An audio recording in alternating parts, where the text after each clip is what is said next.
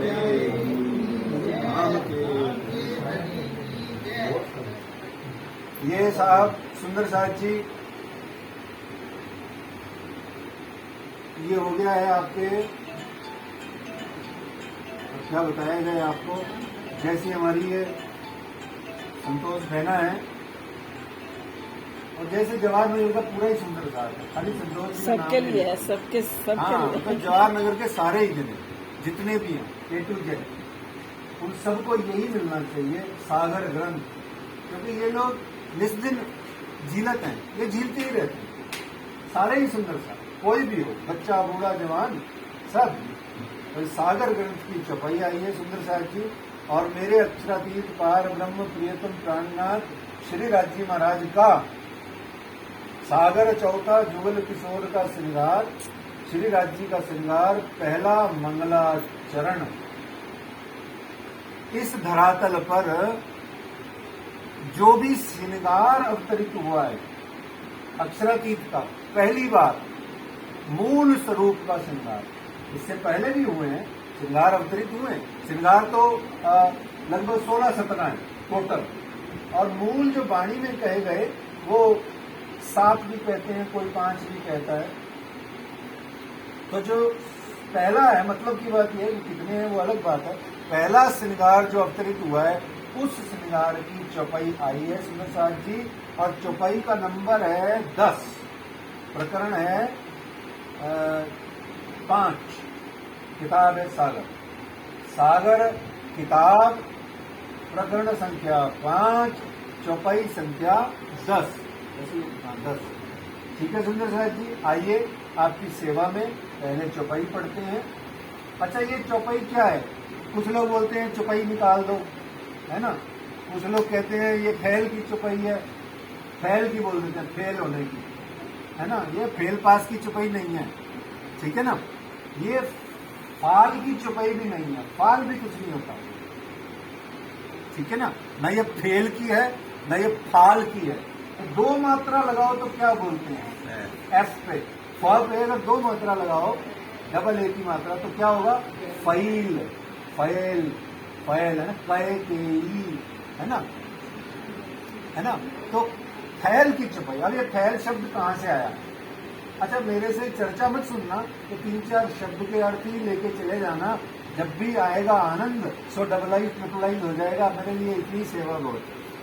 फैल का अर्थ क्या होता है?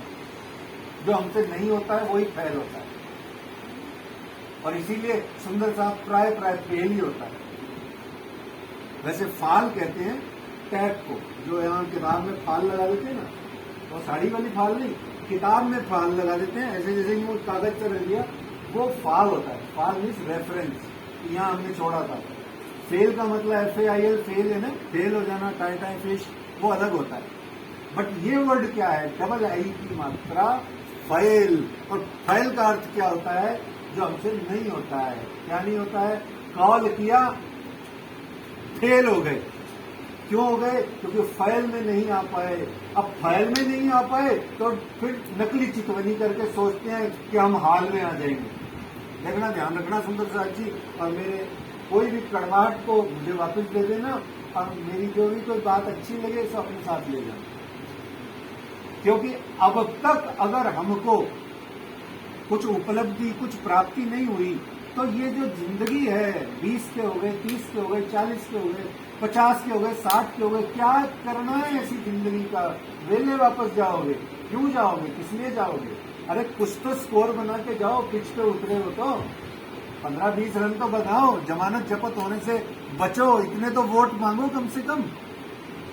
समझ रहे हैं बात को? तो फैल का अर्थ है करनी। करनी मीन्स आचरण, आचरण मीन्स हमको जो करना चाहिए। राज्य ने कॉल किया, हमने राज्य को कॉल किया, राज्य ने हमसे कॉल, कॉल मीन्स प्रॉमिस। क्या हुआ तेरा वादा? वो कसम वो इरादा कि भूलेगा दिन, जिस दिन तुम्हें, वो दिन जिंदगी का आखिरी दिन होगा। राज्य को बोल के आए हो, सवेर देखो अजमाए के मोमिन करे ना कोई। राज्य ने कहा अलस तो बेरब तुम, उन्होंने कहा मैं हूं तेरा रब, सखियों ने कहा हम अगर आप हमारे रब हो तो हम भी आपकी सखियां हैं, आपको कभी नहीं भूलेंगी। आपको ऐसा जिंदगी उस 70-80 साल की मायावी उस जिंदगी में उस मायावी आइटम के साथ में वो जो माया नाम की आप डरा रहे हो ना आफत को, उसके साथ में जीते जीते आपको घरी में न्यारे रहिए कीजे में अंतर में वास करके दिखाएंगे। पर हम हो गए फेल। क्यों हो गए फेल? ये हर एक के अपने अपने कारण है, वो अपना अपना विश्लेषण हर कोई करे। तो इसलिए फैल का अर्थ होता है जो हमें करना चाहिए, जो हमें आचरण करना चाहिए, जो हमें करना है, करनी को फैल बोलते हैं। ये फैल की चौपाई है। इसीलिए हमारी मुक्तसर की स्वर्णा माता जी कहती थी आज राज्य का हुक्म आने वाला है और तू चुप रह 2 मिनट बह जा। मेरे को बोलती थी, कितनी बार बोलती हम राज्य का हुक्म आने वाला है। मैं मेरे से पंजाबी नहीं बोली जाती पर वो ऐसे ही बोलती थी। हुक्म का मतलब क्या? मेरे धाम नहीं मुझे ये कहने वाले हैं ओ भाई तूने 3 गलतियां करी थी, अब ये समझ, ये पढ़, ये मैं तेरे को इस बार हुक्म दे रहा हूँ, 6.5 महीने ऐसे चलना, जिंदगी को ऐसे चलाना। तो आज इस चराया परिवार के नए नए घर में राज्य महाराज 10वीं चौपाई के माध्यम से कुछ हुक्म दे रहे हैं ताकि उस पर वो चलें। नहीं चल रहे हैं तो, अब चल रहे हैं तो डबल चलें, पेट पे चलें, सोता हो तो जागियो, है ना। तो जो बैठ गया है वो खड़ा हो जाओ, जो खड़ा हो गया है वो चलने लगो, जो चल रहा है वो दौड़ो, जो दौड़ रहा है वो पहुंच जाओ। तो इस तरीके से आइए जी पहले इस चौपाई को पढ़ते हैं, फिर जो दामदनी श्यामा रानी जी की ये वाणी है, जो वो कहेंगे उसका अर्थ आ जाएगा अपने आप। आत्म चाहे वर्णन करूं जुगल किशोर विद दोए। इंद्रावती जी क्या कह रही हैं? पहली बात, वाणी में प्राणनाथ जी कभी नहीं कहते हैं, ये भी समझ लेना। कई लोग कहते हैं ये प्राणनाथ जी कह रहे हैं, प्राणनाथ जी कुछ नहीं कहते हैं बेचारे, वो तो बैठे हैं मूल मिलावा में अपने आराम कर रहे हैं, और या उनका जो साक्षात स्वरूप है वो श्री गुम्बद जी मंदिर में रेस्ट कर रहा है ना जी। वो कुछ नहीं कहते हैं, उनकी अभी जो शारीरिक जुबान है वो अभी बंद है, वो अभी सिर्फ गुम्बद जी मंदिर में नूरी तन से साक्षात विराजमान है। आपको अगर कुछ कहना है तो चले जाओ, आपको अगर दर्शन करने हैं तो देख आओ, पखेड़े पे दिखते हैं। औकात हमारी होनी चाहिए, आंख हमारी होनी चाहिए, नूर हमारी आंख में होना चाहिए, वो नूरी तन से वहां बैठा है। तो प्राणनाथ जी कुछ नहीं कहते। पहली बात, कोई भी जो बोलता है ना प्राणनाथ जी कह रहे हैं, अजी प्राणनाथ जी कतई नहीं कह रहे, ये सिर्फ और सिर्फ वाणी में इंद्रावती कहती है, मेहराज कहते हैं, मोहम्मद कहते हैं, छत्रसाल कहते हैं, एक बार ललिता जी भी कहती हैं, एक बार एक और सखी हैं वो भी कहती हैं, भूल गया नाम, उनके एक एक ही प्रकरण है, एक ललिता जी का और एक किसी और का आता, मैं भूल गया। तो तो इस तरीके से ये बोलते हैं और यही कहते हैं। तो पहले यहाँ अब इंद्रावती जी राज्य का दर्शन कर रही हैं, प्राणनाथ जी राज्य का दर्शन कर रहे हैं, स्टेटमेंट ही गलत है। मैं मेरा दर्शन कर रहा हूँ, मैं को आईने में खड़ा हूँ, समझ रहे बात? तो प्राणनाथ जी दर्शन नहीं कर रहे, प्राणनाथ जी श्रृंगार का वर्णन नहीं कर रहे। क्यों? क्योंकि प्राणनाथ का वर्णन कैसे करेगा?